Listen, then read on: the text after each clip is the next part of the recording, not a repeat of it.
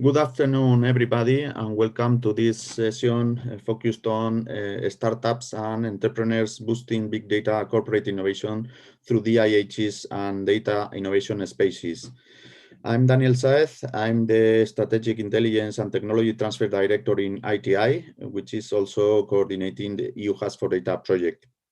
In the session, we will have together the 4 projects related to big data innovation hubs, but with a special focus on incubators to show how to boost startups and entrepreneurs, how to extract and share the best practices and lessons learned in their way of incubating and scaling up companies, and how to build bridges and federate services among data incubators. We will put a special emphasis in the role of big data innovation hubs as key elements in the interconnection of ecosystems around the data economy as a very big or very important elements in this data economy. And then we will have the representatives of REACH, I4Trust, and Media Futures projects, which are the 3 projects incubating data innovation experiments, which will describe the concept, methodology, outcomes, and lessons learned regarding the promotion of big data innovation in their projects. We will also present DIHs for Data, which is, or as a connector between all the data-driven initiatives in Europe, including data incubators for sure. And at the end, we will have a short discussion slot with all the 3 projects. To do so, we will have Juanjo Hierro, which is the CTO of the Fiverr Foundation, and chairman of the Fiverr Technical Steering Committee, representing I4Trust project. Diego López de Piña, full professor and principal researcher of Deus Tech More Lab, ICT for Good group in the Faculty of Engineering in University of Deusto in Bilbao, Spain, representing REACH project. Alexandra Garazzogiani, Head of Knowledge and Technology Transfer at the Leibniz Information Center for Science and Technology and coordinator of EU projects at the Leibniz University of Hanover, and representing Media Futures project. And all of them will explain their project, will count with the collaboration of a use case, company or DIH to show how the incubator is working. Please feel free to send your questions in B2Match platform. We will pass them to the speakers for the end of the session. And to start with the session, I will explain, or I will make a short presentation about DIHs for Data and how DIHs for Data is working to facilitate the collaboration among incubators. Sorry.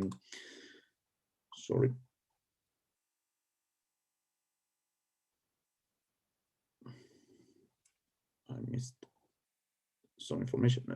Sorry, the presentation is broken, but I will explain how DIHs for Data is working with the ecosystem of companies and also with the federation of DIHs. DIHs for Data is creating a global catalog of services, data services and data resources that will be deployed using a network of DIHs, which are the DIHs that are being part of the federation. At this moment, we started the project with 12 DIHs, which were iSpaces from BDBA. I mean, BDBA is one of the origin of this project, and the iSpaces in BDBA are the starting point of the federation. We have now included 9 more DIHs, and we will add 9 more in beginning 2022. So we will have 30 DIHs covering 20 countries in the federation.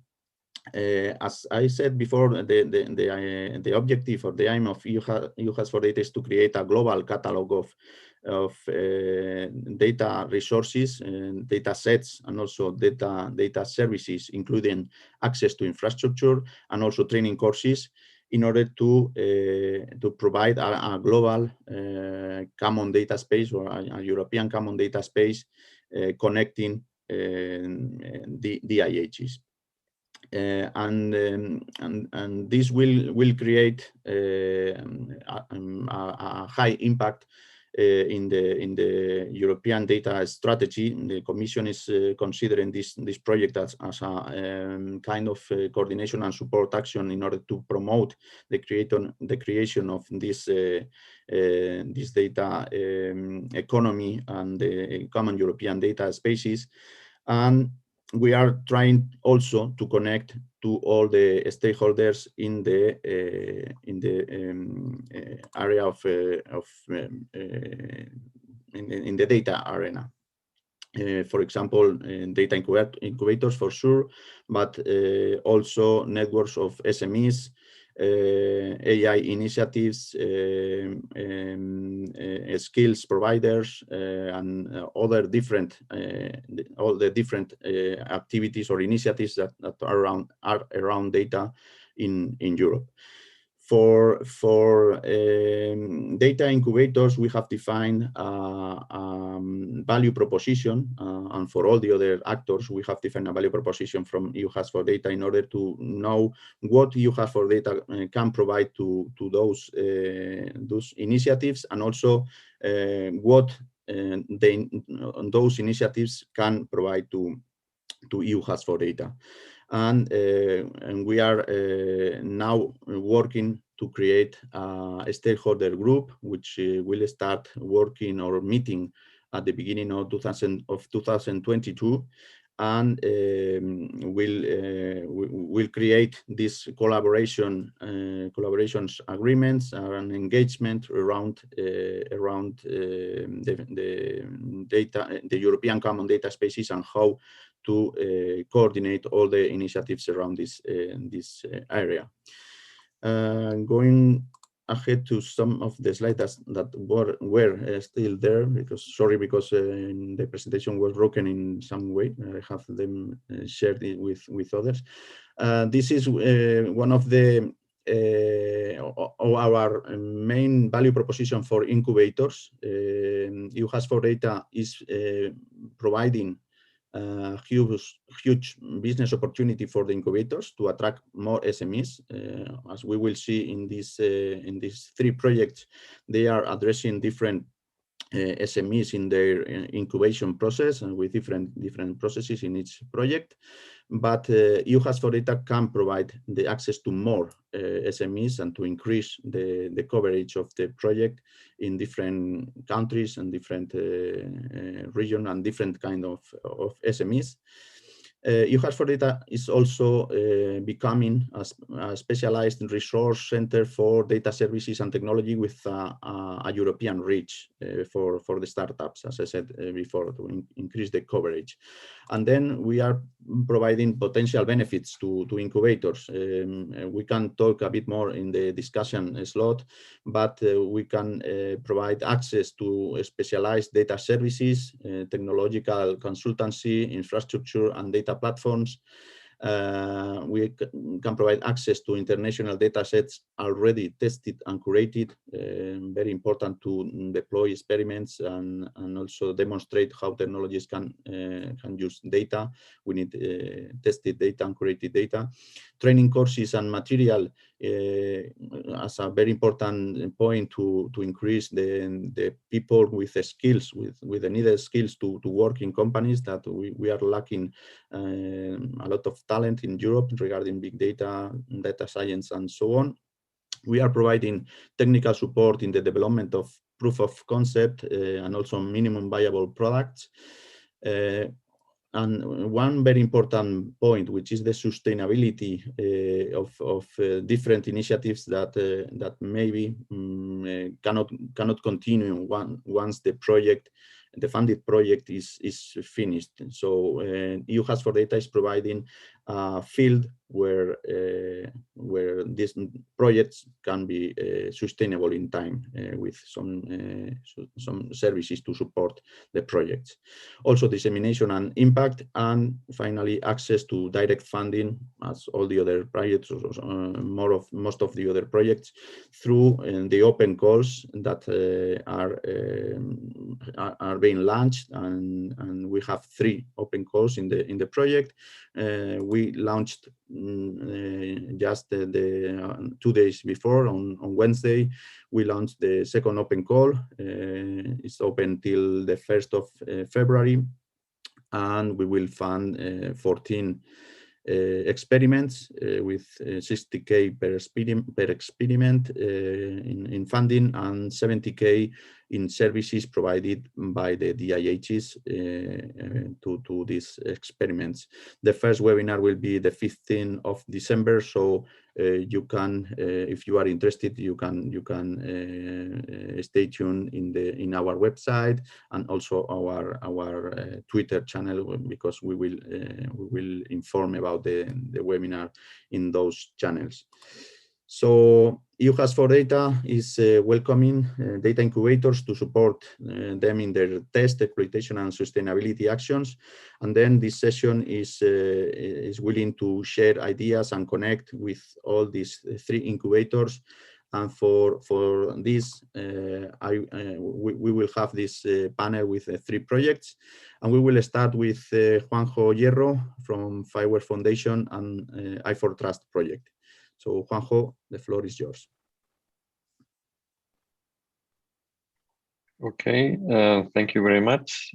I would like to start sharing, but it says that, okay, now I should be able to share, I think. Let me know when you see the screen. I hope so. And now you see in full presentation mode. Okay. All right, good. So thank you very much for this opportunity to share the experience with I4Trust. And we have been talking about I4Trust in some of the previous sessions, but today we will be focused on the perspective, how it is boosting innovation, particularly with the collaboration with digital innovation hubs. Together with me is Vincent de Mortier, who will speak right after me to elaborate a bit on their experience joining the program. Very quickly to summarize, I4Trust is a project very much focused on moving from vision to execution, and coming with a very concrete technology framework that enables creation of data spaces. In that sense, it is not just about funding whatever kind of experiment around sharing of data. It's actually about creating data spaces using the framework, a very concrete technology framework that we are building together in this consortium, Fireware Foundation, in collaboration with iShare Foundation, a quite reputed organization, also with very great experience actually developing data spaces in the market today. This solid framework is based on standards and open source. Also very much important to highlight compatibility with CEF Connecting Europe facility building blocks like DIHs, like the context broker technology. We are integrating technologies such as DIHs, OpenID Connects, and bringing software finally that works.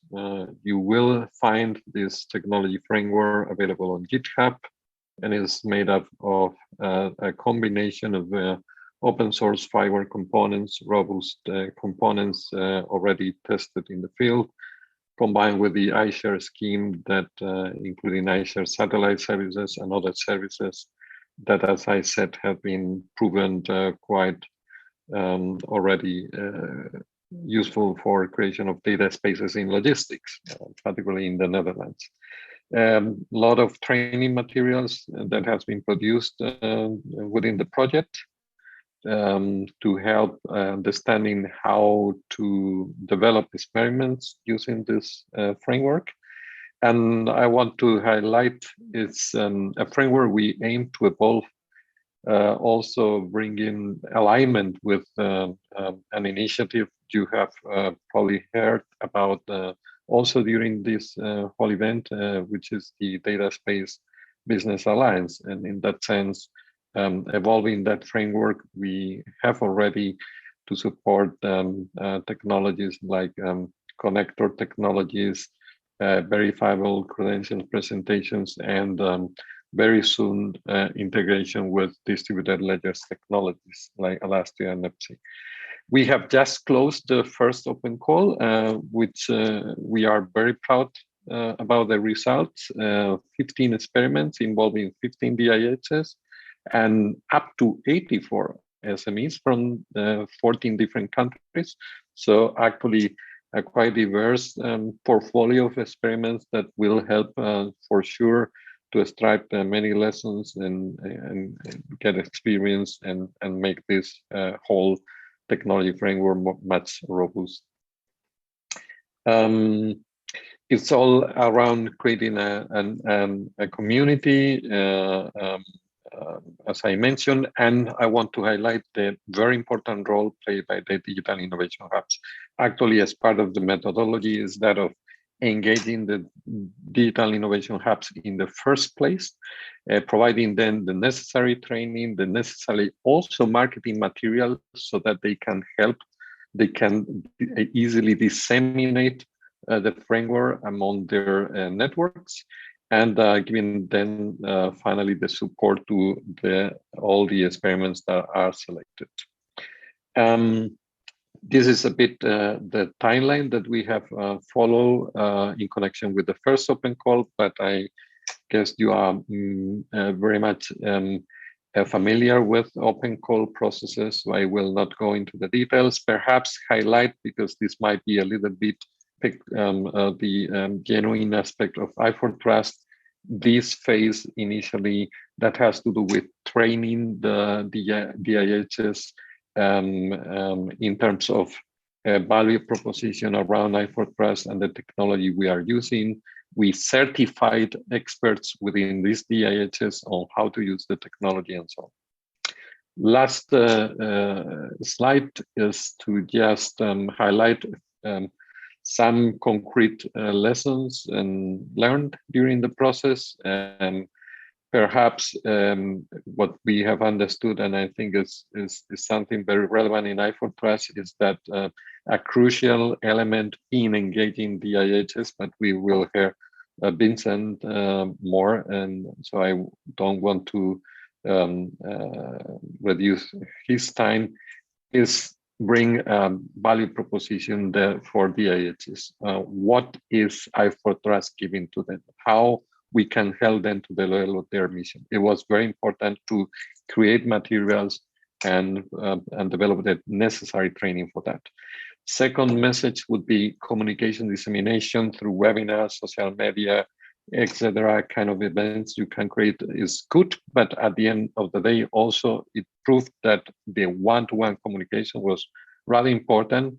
And well, still a bit of challenge is that the SMEs still have difficulties understanding what is the business value derived from participating in data spaces. So we had to work a lot in that respect, and we will have to for sure continue doing so, and doing so with together with the digital innovation hubs. And with this, I would like to stop speaking now and give the floor to Vincent, who will give the perspective on DIH involved in the program.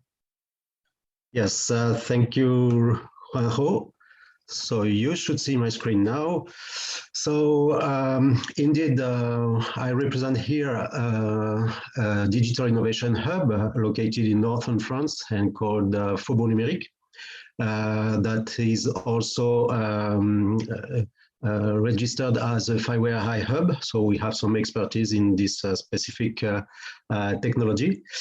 We are an association, a non-for-profit association of entrepreneurs, and we are acting as a local DIH, and we have our activities really structured as this DIH concept brought by the European Commission with 4 axes, that are more and more well known in the community. So the test before invest activities, that is probably the main important and the main concrete one. And to support this and to enhance these activities, of course, it's important to get skills and training activities, also support to find investment, and last but not least, also connect with innovation ecosystems locally, but also globally. And it's also something that is very strong in the Fireware iHub network. It's already in our habits and in our culture to leverage the global initiatives and the global resources to transform them in local activities and local resources for especially for the SMEs, but not only for the SMEs, by the way, also for local governments. It's also an important part of our activities. So talking more specifically about our involvement in the iFortress initiative, as Juanjo explained before, what is very valuable for us and very important is to get concrete deliverables and concrete, in this case, piece of software, so really building blocks to coming from the global network and the global initiative, and who have the opportunity to really implement them on at the local level, to be sure to have this capacity to interact with the entrepreneurs and with the SMEs. And that's what we have done in Faubourg Numérique. We have used these building blocks to implement them on our own infrastructure as a mutualized platform that can be used by our customers. So both SMEs, especially in this project, but also for local governments especially to manage experimentation and also to acculturate them with these tools. And also with this, an important part also in iFortress is about the sharing revenues and of course the sharing of the risk and the cost, and in this perspective, for instance, the marketplace is a very powerful tool to acculturate and to make the SMEs, the entrepreneurs, better understanding the challenges and of course the business opportunities that can be brought by data spaces and data sharing economy.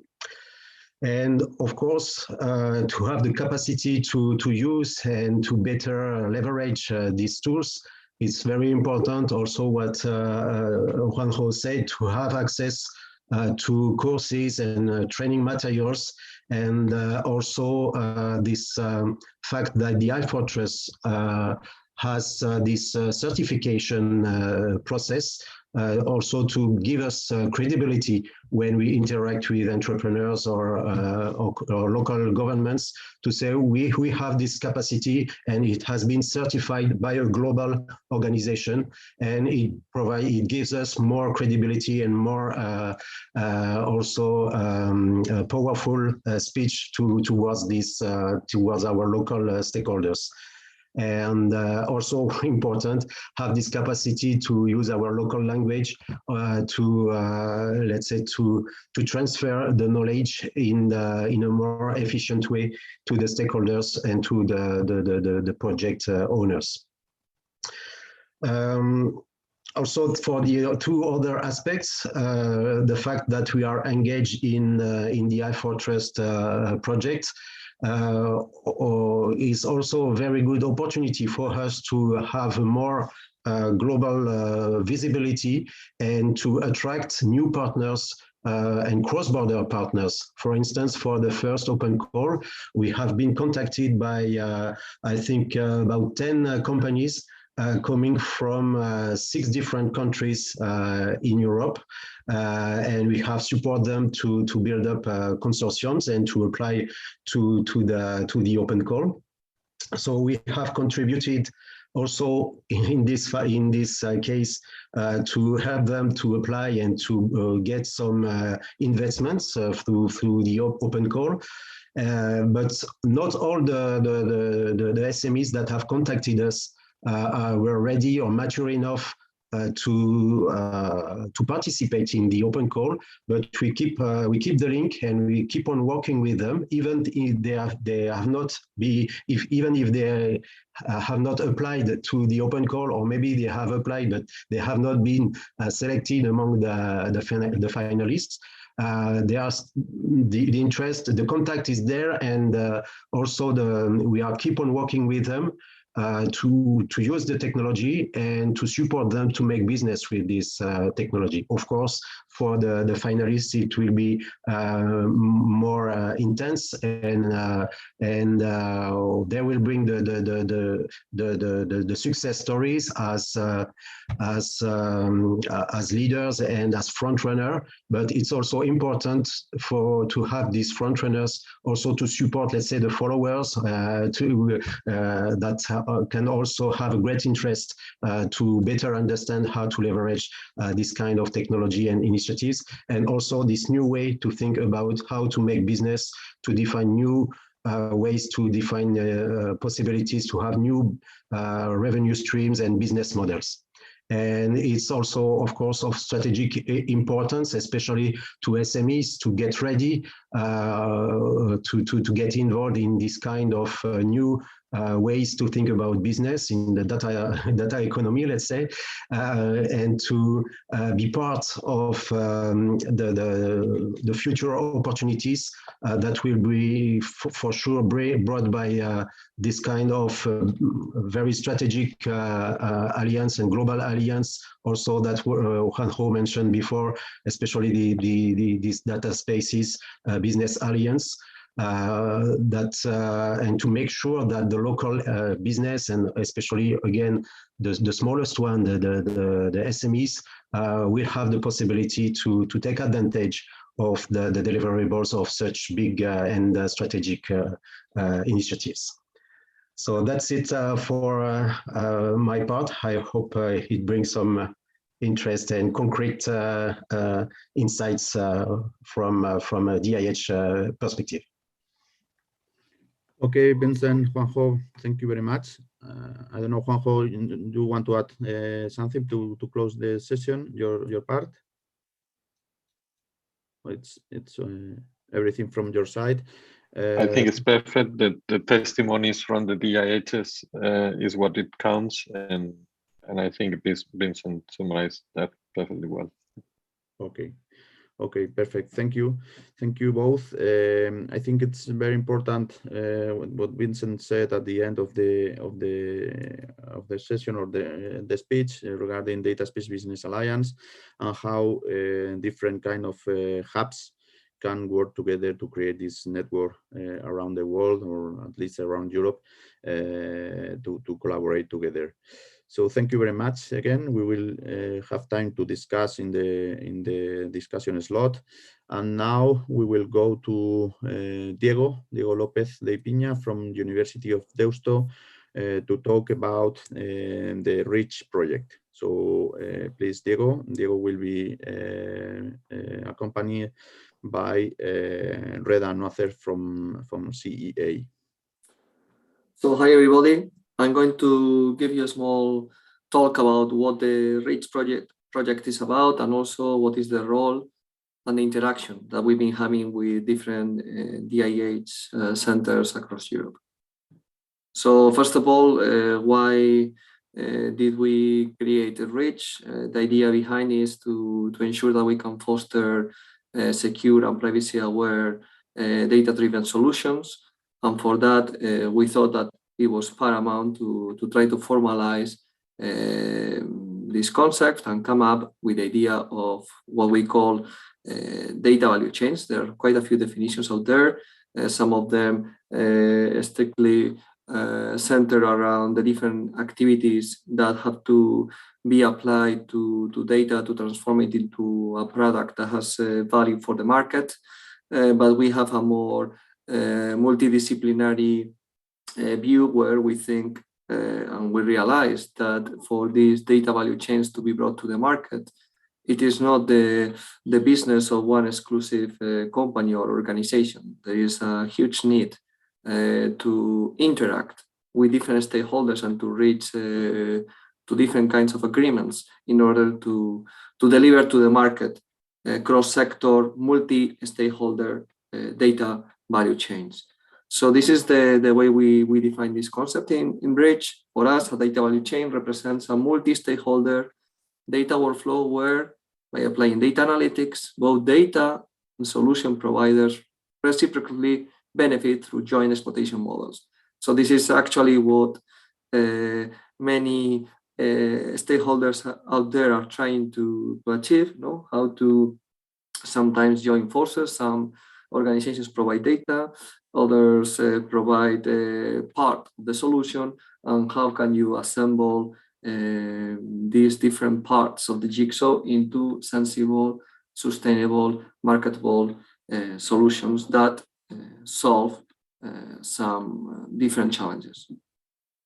So RAGE is, in fact, an innovation action that was launched in September, and is like the second iteration that the core consortium is trying to do around our concept or idea on how to sensibly incubate SMEs that try to innovate around data. It's in fact a successor of the European Data Incubator. So we have tried to take some of the past ideas of this incubator and refine and complement them with some new aspects that I will illustrate next. REACH tries to connect data corporates, and in here we give significant and importance to digital innovation hubs in their role as brokers, that they can take part so that they help us connecting data corporates with the startups. And the aim of this project is that over 3.5 years, we will be able to select over 100 SMEs in Europe that will follow our 11-month-long incubation process. We were given 3.5 million of cascade funding money to distribute among companies, and companies that take part in REACH, they can get usually up to 100,000 euros, except the winner of each cohort that is entitled for 20 extra thousand euros. So the concept behind REACH is that we have brought forward an incubator that tries essentially to connect these three stakeholders that you can see on the chart, the nexus or the glue between large European corporates and the startups and SMEs are digital innovation hubs, and REACH is in the middle, trying to ensure that we can contact and engage with large European corporates, that they have huge, big data challenges, and they have also industrial data that sometimes are not completely certain how they could share it in a secure and trusted manner, with a wide plethora of startups out there in Europe that they have many good ideas, they have huge skills, but sometimes they lack the access to those data sets. And then we have the digital innovation hubs that for us, they provide support throughout the whole life cycle of the incubation process. So before we launch an open call, we contact with digital innovation hubs to get their support, to help us defining new themes, new challenges, to get access to new data providers. But our idea, now that we are finishing the first round of incubation, is that digital innovation hubs are going to also help us landing these produce solutions into the market by acting as ambassadors of those solutions resulting from companies participating in REACH. So the final aim of REACH, after all, is to demonstrate that we can break progressively data silos by enabling these multi-stakeholder cross-sectorial collaborations that we believe are key to boost data fuel solutions. So as you can see in the diagram, there are the four main stakeholders that we try to liaise, connect, interconnect, orchestrate during the incubation process. A new element appears that I haven't mentioned until now, which is the part of investors. We have detected in the past that there are huge issues regarding the sustainability of the very valuable MVPs that come out from the incubators. So in REACH, we have from the beginning in the core consortium partners that are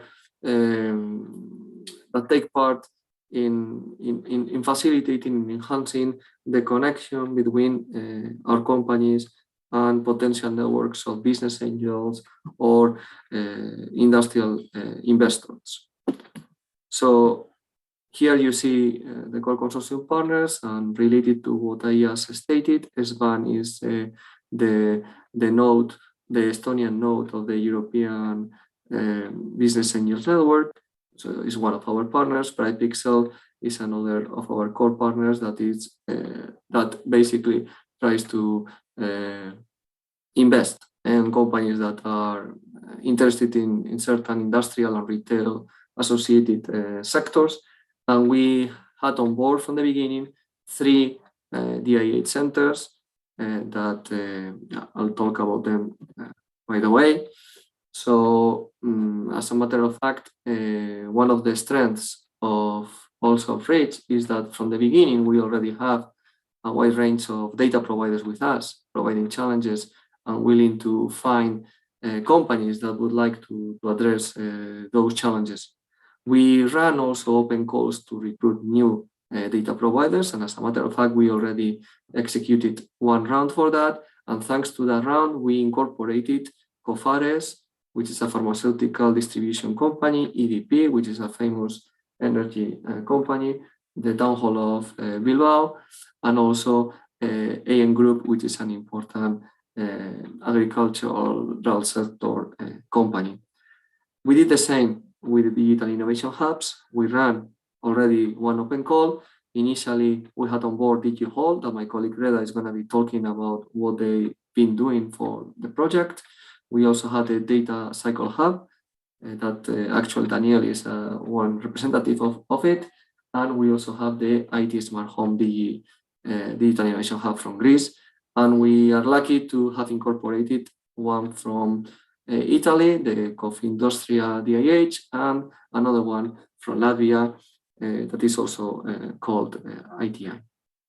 So in this data value chain that we define, companies go through different stages to mature and realize their solutions, but they also have to interact with some very key stakeholders in that process that are the ones that are depicted in the diagram. So startups, they need to connect and reach agreements to access the data sets of the data providers. They, supported by the project, receive training, access to technologies. We also give them support to enhance their business development capabilities.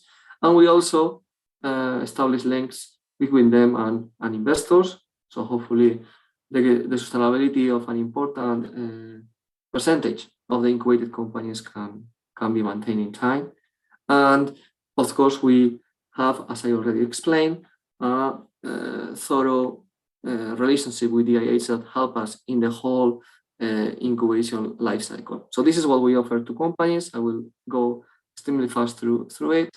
Equity-free money, a set of tools that are provided by the technical partners in the project that guarantee that not only the functional aspects of the enable products address the needs and the challenges of the data providers, but that they also, those solutions cope with the need to ensure secure and trusted, that they offer secure and trusted features. So there we have a wide plethora of tools that are made available, documented, and coached by project members so that companies can incorporate them into their solutions. So this is the approach that we follow, this incubation process, divided each company that enters the program, as you can see, 30 teams per cohort. They start through the explore stage where they create a mock-up, then they progress into the experiment stage where they create an MVP and they already have a solid business plan. Then in evolve, selection of those teams are trained specifically on making sure that their solution gets more ready to reach the market, and as an innovative step in reach versus other previous iterations of incubation processes in big data, we added this expose stage where we focalize on ensuring that connections, meetings, activities are carried out to connect the companies with investors and with clients, with customers. So DIHs for us are catalysts of themes of cross-sector challenges that can be tackled within the project. This is the main duty that they fulfill. In green, you see the new DIHs that join us. In blue, the ones that were with us from the beginning of the consortium. And when we did the open call for DIH centers, these are the highlights of why an incubator such as REACH may be attractive for a digital innovation hub. Because well, we think that definitely both sides can benefit from this collaboration, and we are aware of the constraints and the limitations that an incubator may have connecting to the real agents that are in each region and that might be interested for the take-up and for further investment on the produced solutions. So the DIH centers that take part in REACH, they basically carry out the activities that are listed in this slide. They help us proposing data-driven sector themes and challenges. They also have to help us preparing the data samples that are eventually made available for the teams. They help us with dissemination aspects of the open calls. They also have an active part in the evaluation and selection of the teams. They offer some mentoring services in those areas where they shine, often not only on technical aspects, but also on business development aspects. And very importantly, and I would say probably the most important aspect in which these DIH centers help us is that they facilitate access to their network of further data providers, companies that might be interested on the incubated products, and so on and so forth. So as I said, DIH members in our consortium help us creating these themes, which for us are complex challenges where several data providers intervene, where several solution providers should tackle these challenges composing those themes. And REACH in this case is trying to make sure that this cooperation between data providers and solution providers is fostered. So we have a wide plethora of themes and challenges with real-world problems that can be solved, and we are covering the sectorial areas that you can see on the slide. And these are actually the sectors and domains that are covered in the second open call of the project that we just launched, and that will be open till mid-February 2022. We are currently finishing the cohort 1 journey through the incubator. So 5 teams actually reached to the final stage, the so-called evolve stage. And yesterday there was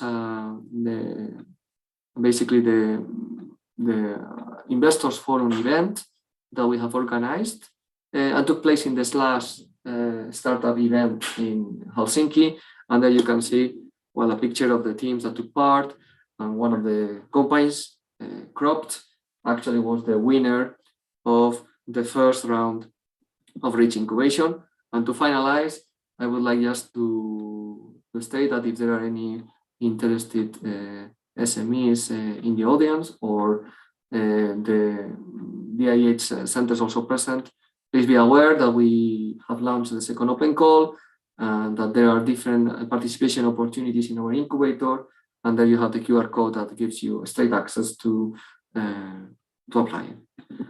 And now I would like to pass the floor to my colleague Reda Nusser from CA, that is going to talk to us about the role that DigiHall is playing within the Reach Incubator. Thank you very much.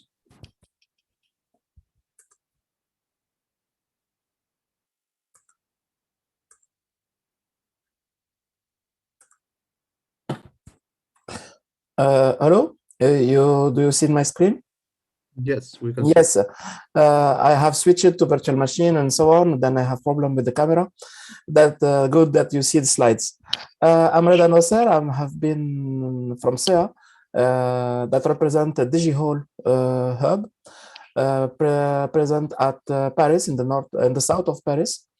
And SEA is large research centers active in every field, mainly in system design, system deployment, etc., in different fields from defense to civilian activities. We are more or less around 16,000 researchers with the overall budget of 4 billion euro by year. I'm active in the middle in research technology divisions, and we support Rich project in the field of cybersecurity mainly, and providing some computation capabilities in Factory AI, which is a large computing centers with very big capabilities. SEA is represented here with SEA List, which is a small institute in south of Paris with 800 researchers dispatched in different categories. And every year we have more or less more than 100 PhDs and postdocs. Our positioning in the field of research, we are not active mainly we are not active in fundamental research. Let's say it is the field scope of universities. We are in the middle, that we ensure the transfer of research from fundamental or basic research to industry. That means SEA is active more or less in TRL 4 to 7, and in specific activities, mainly in nuclear and defense. We reach TRL 9 in deployment stage and supporting industry. Here in this project, we activate through the department, software and system engineering department, that support design and verification of software and system in all the V cycle, like you say, from specification to design to modeling to analyzing, and then checking and verification during the integration and deployment. And mainly here, the focus in Rich, we are leveraging on our capabilities on cybersecurity. That is, we developed for many years and deployed in cyber physical systems and also in supply chain, etc. And we leverage it here in Rich to support, to give increased trust and security in data value chain. And this is between the challenges that may enable establishment and deployment of data value chain in different fields. As you know, the challenges are the fairness, security, and confidentiality at the end. Then we arrive here in this field, and we position ourselves and we support the SMEs in the 4 stages, the generic stages, from the definition of the system or the service that they want to deploy using this data, collecting the requirement, analyzing data, this requirement, in particular in compliance with RGDP and the requirement of RGDP, through this tool called, we call it for the moment PDP4E, because it is a result for large research project funded by Horizon Europe as 2020. And this tool is here to support how to take in account and to facilitate the consideration of RGTP requirement during the design stage, from requirement to design to implementation, by ensuring the specification are well done, ensuring that design and modeling of that the data protection is taken into account in the design, and also to minimize and to ensure that the collected data and user data is as minimized, and every requirement and constraint are implemented well. By this tool, we also provide this support for blockchains, because in data value chain, it's sure there is a notion of chain, of distribution, of transfer of data from one actor to another actor, and can happen in real time. And then we need to have here some trust in this data exchange. And our activity in blockchain is to formal analysis of smart contract, to analyze the behavior of the blockchain, if it is efficient and we can trust it, etc. And this is through the support of some simulations and analyzing tools. We provide also some capabilities that enable to deliver and to analyze the smart contract formally, and to ensure that are trusted by design. This is the general technologies, but not only. I said before, we are really active in cybersecurity, and we support this SMEs by this, and also with large computation capabilities in connection with those two and ET as a DIH. I have been kept my presentation short. I hope that it has been short and fast, and enough to illustrate what is our role in the project. Okay, thank you very much, Diego and Reda. I think it's clear how you are working, or what you are elaborating about data value chains, and it's a very, very good example of how to define all these chains around data, all the actors, all the points that each actor can provide to this value chain. And then maybe we can elaborate a bit more in the discussion session. And now we are going to Media Futures project. Alexandra Garazzogiani, please go ahead. You can explain your project and what are the lessons learned from the project that you can share with all the attendees. Thank you, Daniel. Hi, everybody. I will be speaking about Media Futures today. So Media Futures is part of the same family as the aforementioned projects, and many thanks for the wonderful presentation. However, Media Futures explores another angle. So we focus more on the media value chain. The project is young. We just completed our first year, and we are continuing our work, namely as an accelerator for SMEs, startups, and artists. This is our consortium. We consist of leading institutions across Europe and beyond. Each organization brings a unique skill set and expertise in a specific domain. Thus, we are working together in a very multidisciplinary project and going beyond various sandboxes. So we know that this sadly ongoing pandemic is also an infodemic. And besides the fact that Media Futures was written as a proposal before the pandemic even started, over the last 2 years now, we have realized the importance of media in society, and especially when it comes to using very powerful technologies and the impact that they have in terms of shaping public opinions, when it comes to spreading misinformation, disinformation. We also have many powerful technologies based on AI and beyond, like deepfakes, static media. And in democratic societies, the public's opinion is very important. So in Media Futures, we focus on tackling the challenges of misinformation and disinformation. And we support SMEs, startups, and artists in their effort to come up with very innovative ways to tackle these challenges. So we have a very diverse set of objectives in our project. We are very multidisciplinary, as mentioned before. So besides the pure media journalistic part, which is the core component of our project, and of course, when it comes to the ontology of how journalists should operate and how they're responsible for sharing objectively their news and what is really happening in the world, we focused a lot on being inclusive in our project. So we support diversity in many dimensions, and we welcome applications that tackle various angles and come from people with different backgrounds and exciting stories to share. Meet the Futures is mainly an accelerator. So we select applications, and the ones that are successful will help them further develop their already pre-described concepts.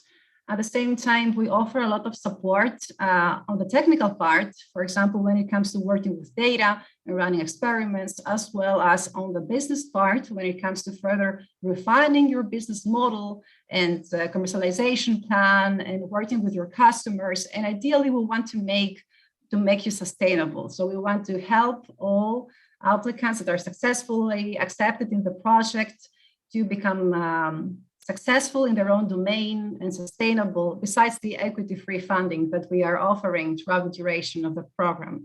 So overall, in Meet the Futures, we manage an innovation fund offered very kindly by the European Commission, which is at the height of 2.5 million euros. So this fund is used directly to support 51 SMEs or startups and 43 artists throughout the duration of 3 years.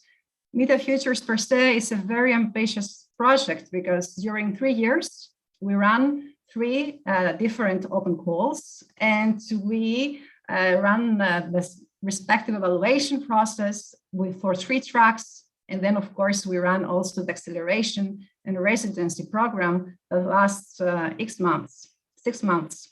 At the same time, we want to give back to the community in Europe and beyond our lessons learned and the stories and success stories of the project.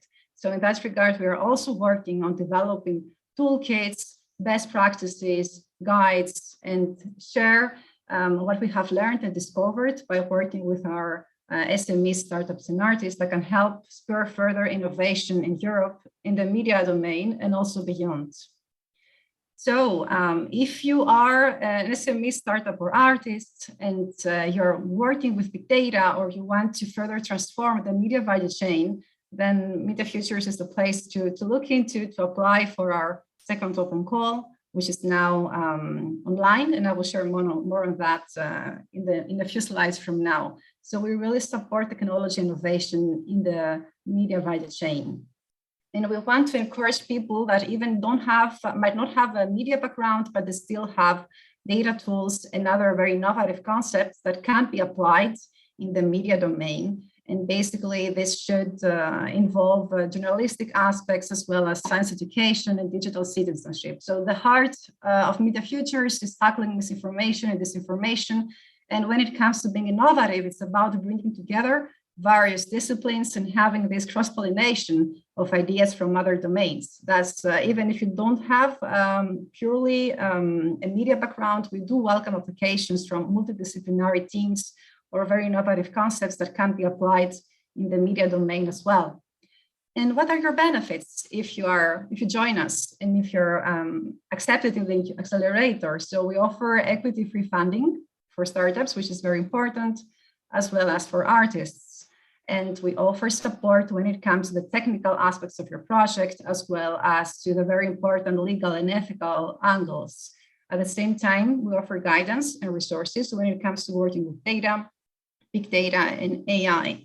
You will receive mentorship and guidance when it comes to further refining your business model, when it comes to attracting VCs and investors, when it comes to how you can better communicate and exchange, or even reach and expand your customer base. So we provide customized training on that. At the same time, we offer a lot of opportunities when it comes to networking with big stakeholders in Europe and beyond. And the network is very important when it comes to further growing business. Last but not least, via the Meet the Futures platform, as well as via the potential of all the consortium partners, we promote a lot your project and your achievements and company or artistic entity throughout your cohort when you have joined the Media Futures project. So Media Futures offers 3 tracks. So we have 1 open call per year, and each open call offers 3 separate tracks. Thus, the first track focuses on SMEs and startups. The second track addresses the needs of artists. So we invite artists to apply and develop very innovative concepts that have to do with disinformation, misinformation, and media. At the same time, we have come up with a very innovative mixed track where we invite the startup to collaborate closely with an artist. In that case, the artist doesn't have to be a priori part of the startup or SME.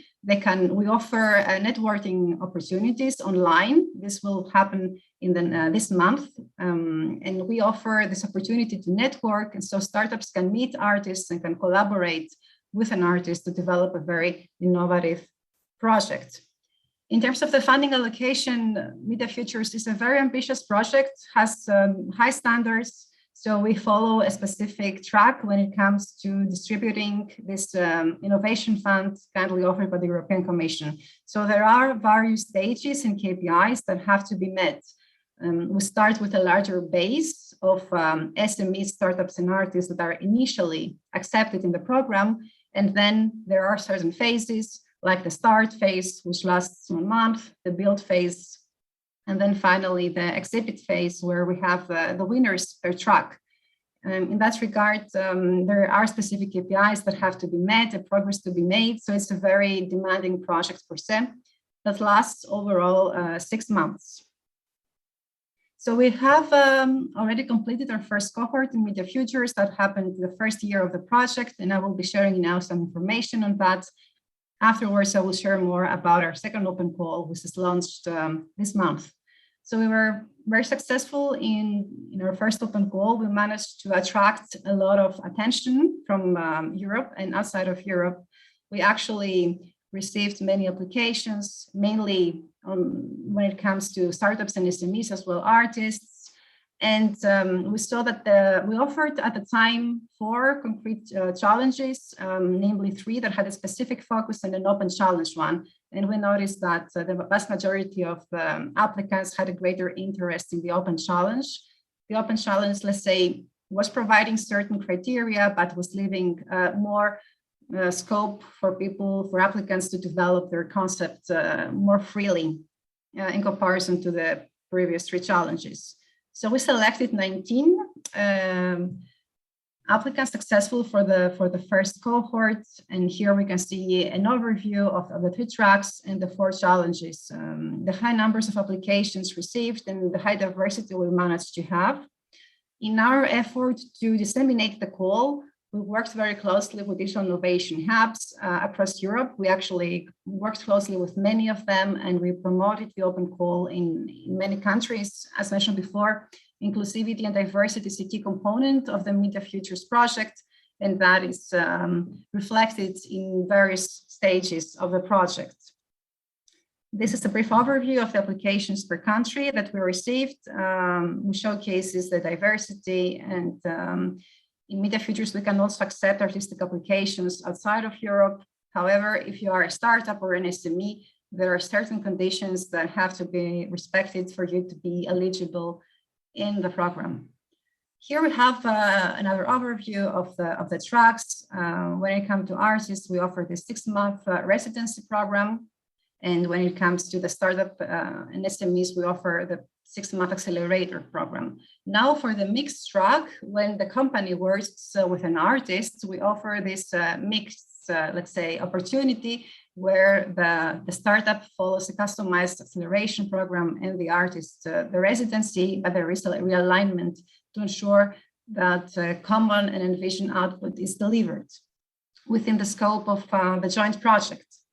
So we have various selection criteria as we want to be fair to all applicants, and we want to carefully consider various dimensions when it comes to evaluating. So besides the innovation potential, or let's say what is typically expected when it comes to applying to accelerators, we value a lot the commercialization, exploitation potential, as well as the impact of each respective project. At the same time, when it comes for the artists, we have reviewed in that case the artistic proposal as well as the use of data and implementation plan. I apologize for that. And of course, we value a lot collaboration and teamwork and overall the scope and potential of the team. If you're considering to apply, I would highly recommend that you consider carefully the guidelines for applicants. There you can find more information about the selection criteria. When it comes to our infrastructure, we support a lot working with data in our project. So we offer data sets, tools, training, and customized support for the SME startups and artists. So here you can see an overview of our ongoing toolkit, our training that we offer, which is customized and touches upon very important angles when it comes to further developing your proposal and plan and making it successful. And of course, we offer a lot of access to data technology and very high level expertise that can really benefit your project. Here I offer an overview of our first cohort. You can see here briefly the logos. I would highly recommend that you check that on the Media Futures website. We also have in the Media Futures YouTube channel, we have videos where each SME startup and artist, as well as our mixed track, they present their progress made and the achievements during their first cohort. It's very interesting to see the very innovative projects that were implemented during the first year of Media Futures. So now our first cohort was concluded this September, and we have now launched our second open call.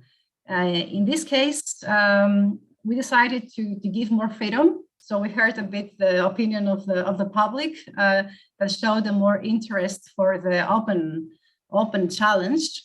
So thus we have phrased our challenge in a more, let's say, not that strict way, in a more flexible way. So I highly recommend that if you're working with data or you have already a background in media or in arts, that you highly make sure to look at our website and download the challenge description. There are some requirements that have to be respected for you to be eligible for funding. However, we have made sure to allow plenty of very innovative ideas that tackle a wide spectrum that has to do with democracy, journalism, media, as well as inclusivity and innovation, and of course, various artistic approaches and artistic outcome that is related to that domain. So our open call was shortly launched, so at the 5th of November, and it actually closes 27th of January. And again, when it comes to eligibility, it's very important to consider who is eligible to apply. So we are welcoming applications from startups and artistic companies. Even if you're a group of individuals, you can still apply, but you have to make sure that your registered SME is reaching the build phase. And of course, we welcome a lot of applications from artists. So I will highly recommend that you have all the information on our website. I will highly recommend that you look there. And we have some webinars coming up from Media Futures that we will share more information to the public and some support and answer your questions on how we can help you have a more successful application. So after the application phase is closed, we have a very intensive evaluation phase, and then the results are published in March, and the residency starts in April next year. So we actually have this 6-month phase through which the project runs. I'm sharing that in terms of your planning, and you can find more information as indicated here below in the website, Twitter, and LinkedIn profile of the project. So we have one more and final open call to go besides this is our second, and that will be launched in autumn next year. And that will be the third and final open call of Media Futures. I will highly encourage you to apply and to consider that what we can offer within the framework of the project. Please make sure also to reach out to us. We're responsive and we're happy to support you with your application. And Daniel, the floor back to you. Okay, thank you, Alexandra. Very nice presentation and very interesting project addressing one specific sector as media and also including citizens. We will talk a bit more about it later on. As we are just 5 minutes ahead time, and I managed to prepare my presentation. I just wanted to steal just 3 minutes to show you some important information about DIHs for data before starting the discussion. Just to let you know some important things about the project. Global catalog, pan-European catalog of data resources, data sets and services, and local deployment through the DIHs. This is a common also with a common characteristic with all the other projects, the deployment through the DIHs, but in this case, DIHs for data is creating this collaborative and federated catalog supporting SMEs and also contributing to European common data spaces. As I said, BDBA iSpaces are the basis of the federation and were the starting point. Just for you to know, iSpaces are cross-organizational and cross-sectorial environments with infrastructures, services, and also a rich ecosystem around them that can provide services for experiment, for test, pilot, and exploit data-driven applications, big data technologies, and also incubate and accelerate data-driven innovation. So that's the way that some of the iSpaces are also very involved in the incubators and in your incubators projects. That's just for you to show which are the iSpaces that are part of the project. As I said, 30 DIHs in 20 countries. And at this moment we have 21, 12, the starting 12 and 9 more which were added in the first round, and we have selected already the second round that will be included in beginning 2022. And we are creating a federation, and that's the important point and the different point from the other 3 projects in this topic. We are creating a federation. The iSpaces are the basis of the federation, and we are creating a common data space and a common catalog of data resources which are data sets, services, and also training courses. Using the IDS reference model to create this data space, you have for data space, allowing data sharing among members of the federation. But also, as I said before, I mean to connect with all the stakeholders. For sure, European data incubators is one of the objectives of the project. To be part of this stakeholder group, and that will start meeting at the beginning of 2022. And this is just to finalize a draft illustration of how to connect with other stakeholders. There will be different ways to connect with the federation, with the DIHs for Data Federation, with all these stakeholders, but this is one that I wanted to highlight, and is using the DIHs, or in this case iSpaces as well, to be the link, the connectors and the bridge between different ecosystems. In this picture, you can see 2 different data incubators that can be, for example, 2 of the projects we have seen today here. And maybe there is one DIH who is part of this data incubator, but is also part of the Federation of DIHs for Data. And then this DIH can give access to the resources of the common catalog to the data incubator.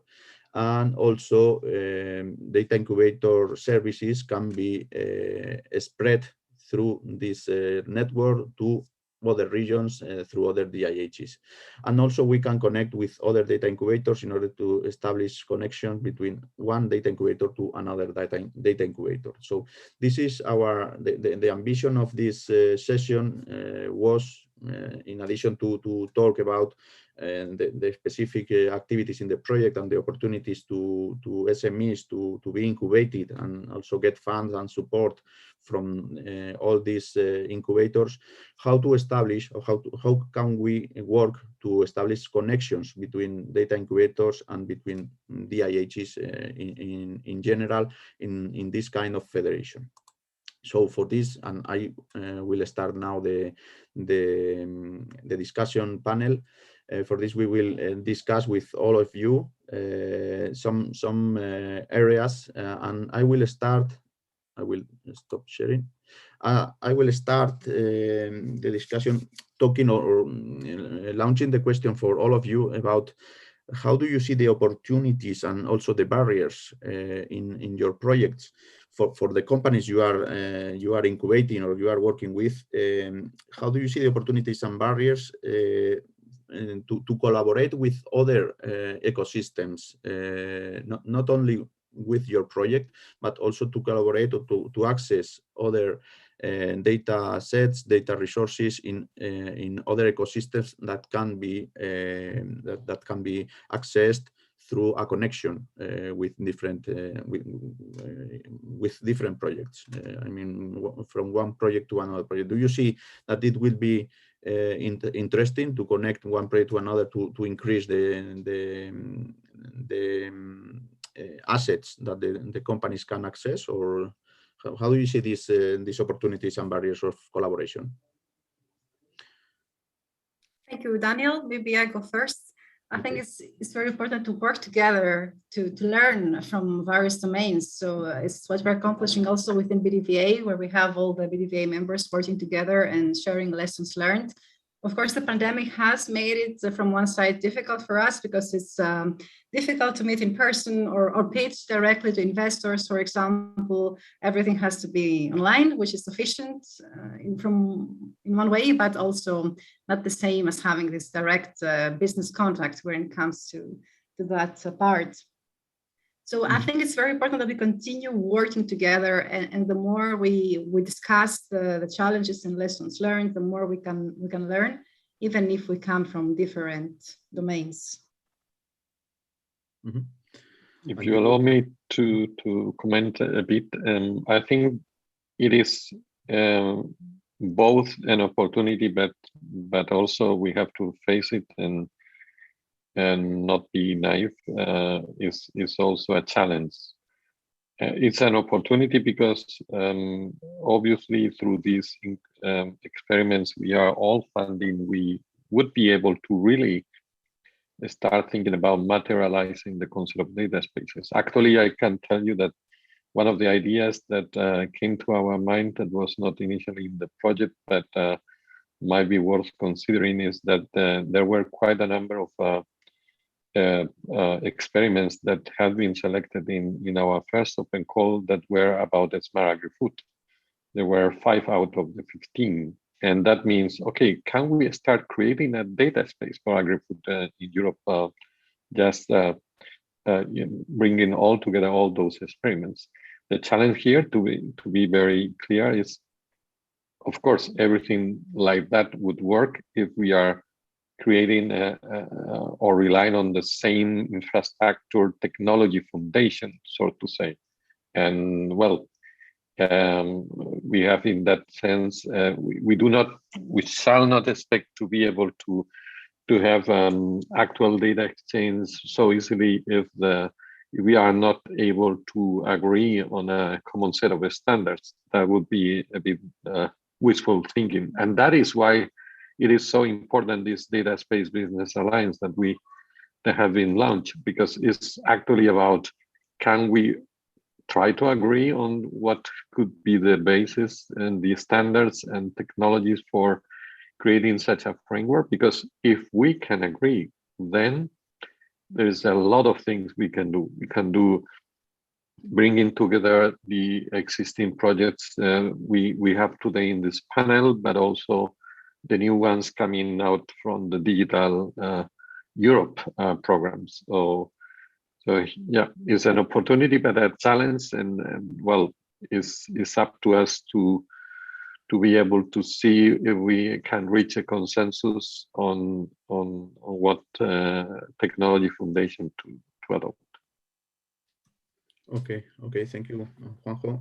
Diego, do you want Yes, to... in this regard, I think that from REACH, an issue we have discovered is that still many companies are not so bothered about the fact that it's not enough with producing the analytic solution, that you have to comply with a set of important requirements, like ensure secure access to the data, ensure that the providers, the data sovereignty rights are maintained, all these kind of things, you know, and there are out there some specifications, but not so many or few still proper solutions. Perhaps the i4Trust offer is one of the most solid ones there. So in our case, from REACH, we have tried to support that by bringing together a set of individual tools that might help addressing those, for me, very important challenges to later bring or be able to commercialize and bring to the market solutions that not only fulfill the specific functionality requirement of an organization, of a data provider, but also ensures that GDPR and many other data sharing challenges are taken into account. So from my point of view, I think that we should probably try to do some cross-project workshops or seminars. So in this case, I think that there is an opportunity to learn from the way data value chains are produced in i4Trust. This is my take out of today's. And also another key aspect is how we support the alumni of the incubator. It is easy to somehow succeed and meet the objectives of the incubator in the sense that you can provide them the much needed data. You can provide them very good training, coaching, mentoring services. But what happens after it? So I think we are trying to reach a bit farther than what we did in the past in EDI with REACH by strengthening the links with investors and ensuring that teams devise missions to attend to key also industrial events. But I think also another take from today's session for me is that in REACH we need to strengthen the collaboration with through DIHs centers that are not in the consortium, maybe through EU hubs for data, because I think DIH centers can play a very important role on landing, on making sure that those solutions don't perish after the incubator.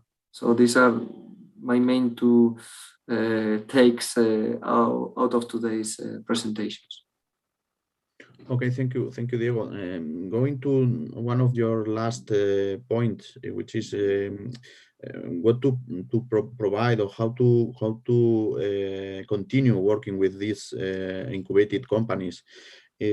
How are you planning the business models or sustainability model of the project, and also, well, let's start with the sustainability model of the project. Once the project is finished in 2 years from now, do you plan to continue working in this incubation process with some legal entity, or do you plan to collaborate in Data Space Business Alliance, for example, as Juanjo mentioned, or how do you see the continuation of your work and of the work that you are starting now?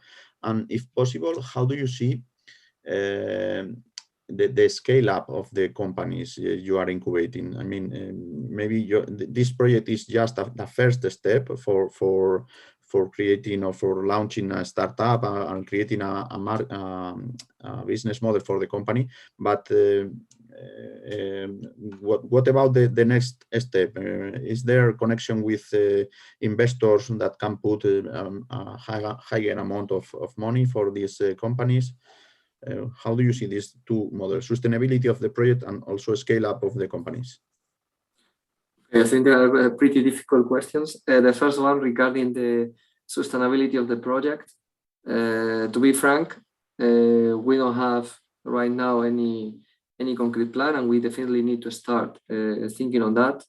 In the past, we naively, in the previous project DDI, we decided that the consortium could create an incubation as a service business model. However, we didn't create any formal entity. So the only thing we did was to define some mechanisms that through some memorandum of understanding, we committed that in case customer needs for the provided services in incubator reach, we could set a task force to address it. I think this is pretty naive and not very realistic. And I think we need to think on how we can transfer it. If it is not going to be taken over by the consortium, core consortium partners themselves, we should definitely liaise with some DIH centers or with EU hubs for data or other kind of federations to see if it is possible to enhance the plethora of services that are offered there with our know-how and our model for incubating companies. This is regarding the first question. The second one regarding the scale up of companies. The only thing that I can say and we've done in this stage so far, and we haven't finished it, is the introduction of this new stage of expose, where we put effort, activities, and we make sure that the life of the companies and the products after the actual realization of the MVPs is made longer for another 5 months at least. So I don't know exactly what will be the results. We will be measuring it by February 2022, and this is the only new different activity that we have set forward in this incubator. Okay. Thank you. That question about sustainability is indeed easier for us because actually the whole thing, Fiverr is a good example about a program that was created and then has lasted over the years and now is in the market. And of course, it is because we are investing a lot of efforts in working towards that sustainability. And Vincent can make some testimonies because one of the things we worked quite strongly about was this creation of this network of Fiverr DIHs, which are there not just because of a project. Vincent is running a Fiverr DIHub not just because of this project. They were already a Fiverr DIHub before. They will continue being Fiverr DIHub, but well, Vincent is your floor to state. But I assume they will stay being the Fiverr DIHub after this experiment, because actually the interesting aspect about creating an ecosystem around a concrete technology framework, and this is what we are doing in i4Trust, is that this framework is designed to perdure over time and really be able to support and create an ecosystem around it. It's not just we are funding experiments that we don't know what stays there after they finish. What we know for sure will stay after it finishes the technology framework, and there will be additional programs on data space around that framework. But Vincent, perhaps you also can give your perspective. Yeah, just to complement what you said from the, let's say, from the DIH perspective, what is important for us, of course, this example of Fiverr is because we bring this piece of software, these building blocks that are open source, to implement them on our own infrastructure and to build our own local business model as DIH to deliver services and paying services. So we are paid to deliver the services with the support of the global community. And maybe about what Diego said before, a deliverable of the projects can be offered to the community to implement the methodology on the same model than the open source software business, and to deliver also these services more from a business point of view. And about the sustainability of the project themselves, what we apply here is always to say to the SMEs or to the startups, okay, we are going to help you to develop an MVP or a prototype, but come with a customer, with a real customer that is ready to pay for the solution. And then it's the first step after the delivery of the solution. Check that the customer is ready to pay, and to prove it, generate an invoice and generate revenues. And it's the first step before talking about scalability. First, validate the business as soon as possible. Okay, thank you. Alexandra, do you have anything to add to this question of sustainability of the project and also scale up of companies? Sure. If I have time for that, and the session is ongoing, I'm sure we all want the next Apple or Amazon to be based in Europe. Of course, it's a very competitive landscape. It's not easy to say we start with a company, we find investors, VCs, they're working with private equity, they want to see return on their investment. They're very selective when it comes to funding concepts. In Europe, we are very much ahead when it comes to developing digital skills, I believe. So we have many wonderful initiatives that are coming out of universities and research centers. I think it's also a matter of incentives, because I'm working as head of technology transfer. I'm working in a university, in an academic, let's say, environment. Sometimes scientific publications are more important than having a marketable product. So it all comes back, in my personal opinion, to the incentive system. Do we have this push or pull? Are we starting based on what the customer really needs, or do we have an innovative idea and we kind of drive that towards the market? I believe that it is very helpful that the Commission funds projects like ours, because we're offering a lot of tools and we set hands-on support in a customized way all the SMEs, the startups and arts that apply to become self-sustainable. That is a marathon, not a sprint.